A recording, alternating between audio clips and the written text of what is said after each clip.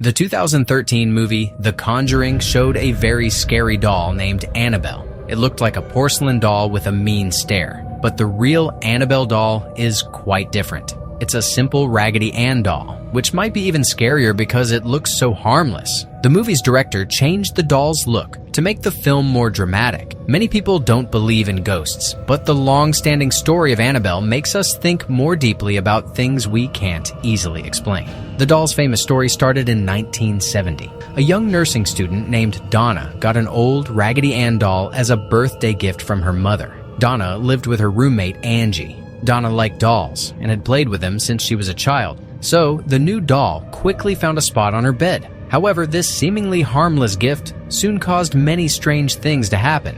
Donna and Angie started to notice the doll moving by itself. When they came home, the doll's position would be different. If Donna left the doll in one room before college, she would find it in another room when she came back. For example, if she left it on the bed, she would later find it on her sofa. These strange events happened more and more often. After a few weeks, these incidents became even scarier. One evening, when both friends came home from college, they found many papers with the words, "Help us, help us," written on them in a creepy way. The doll changing its place was already common. But one night, when Donna came home, she found the doll in the same spot she left it. Still, she felt something odd. As she looked closely at the doll, she saw what looked like blood on it. This blood incident completely terrified both girls.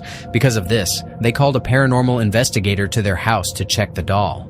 The investigator gave them a shocking piece of news. The doll was home to the soul of a dead young girl named Annabelle Higgins. The investigator tried to talk to Annabelle. The doll's supposed soul said she used to live on the very land where the apartment building stood, and she had died when she was only 7 years old. She also said she felt safe with Donna and Angie. Through the investigator, she asked the roommates if she could live with them. Since Donna and Angie were studying to be nurses, they were naturally inclined to help people. Annabelle's story made them sad, so they allowed the supposed spirit to stay with them. Donna and Angie had a friend named Lou, who also lived in another room in the apartment. Lou, however, had a different view. He did not like the doll from the very beginning, feeling it was dangerous. Even though the girls accepted the doll, Lou strongly believed it was harmful and should not be kept. But Donna did not listen to Lou. She thought the investigator was right, believing that inside the doll was the soul of a young girl who wanted no harm, only love. However, Donna did not know that her belief would soon be proven terribly wrong. One night, Lou was sleeping in the apartment when he suddenly woke up in the middle of the night. He felt very scared and could not move his body. He heard a child's laughter. He looked down and saw the Annabelle doll coming towards him, but he stayed frozen. Annabelle stopped on Lou's body and stared at him, which made Lou faint from fear. The next day, when he woke up, he saw Annabelle back in her room. He wasn't sure if what he experienced last night was a dream or if it really happened. That afternoon, Lou and Angie were alone in the apartment when they suddenly heard a strange noise from Donna's room. They first thought a thief had entered. Lou went towards the bedroom and found the room empty, with no one inside except the doll, which was lying on the floor. Suddenly, Lou felt a presence behind him. He turned around quickly, but saw no one. Then, he felt a sharp pain on his chest, and when he put his hand there, he saw 7 clear marks with blood coming out. Such strange and violent things kept happening in the house. Donna and Angie now realized that a supposed 7-year-old girl's spirit could never do such things. They started to suspect the doll. They called a priest, Father Hagen, but he felt he wasn't ready for such a serious case and told them to contact a more experienced priest. So, they contacted Father Cook, a very respected exorcist. Father Cook later reached out to the well-known demonologists, Ed and Lorraine Warren. Ed Warren went to the apartment and talked with Donna, Angie, and Lou. After their investigation, the Warrens decided that Annabelle was not just the soul of a 7-year-old girl. Instead, it was a devil's soul. Its real goal was not to find love, but to take over Donna's body or the bodies of her 2 friends. Understanding the great danger, Donna gave the doll to the Warrens. Ed placed Annabelle on the back seat of their car. As he drove the doll home, both Ed and Lorraine felt a strong wave of hatred coming from the doll.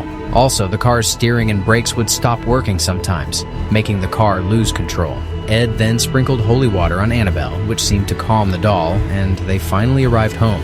In the first few days at the Warrens' house, Annabelle continued to show unsettling behaviors, moving to different rooms on her own. A Catholic priest named Father Jason Bradford came to Ed and Lorraine's house to see the Annabelle doll. When he saw it, he picked up the doll and said in a mocking way, "You are just a doll. You cannot hurt anyone." Ed immediately told the priest that it would have been better if he hadn't said that. Lorraine also told the father to drive carefully on his way home and asked him to call when he got there, as Ed believed the priest had made the doll angry with his words. A few hours later, a phone call came in. The priest reported that he had barely escaped death in a bad car accident. The Warrens finally decided that a special wooden box would be made for Annabelle. She would be kept in their occult museum, where she is still today. Annabelle is now locked in a wooden locker, but this does not mean she cannot harm anyone.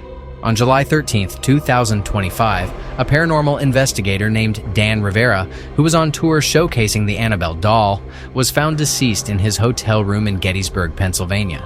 While official reports indicated no foul play and an autopsy is pending, the incident quickly led to speculation, with many wondering if the doll's alleged curse was involved. It's important to note that the Annabelle doll was reportedly not in his hotel room at the time, but in a van in the parking lot. This tragic event has once again brought the doll's powerful and unsettling narrative into sharp focus.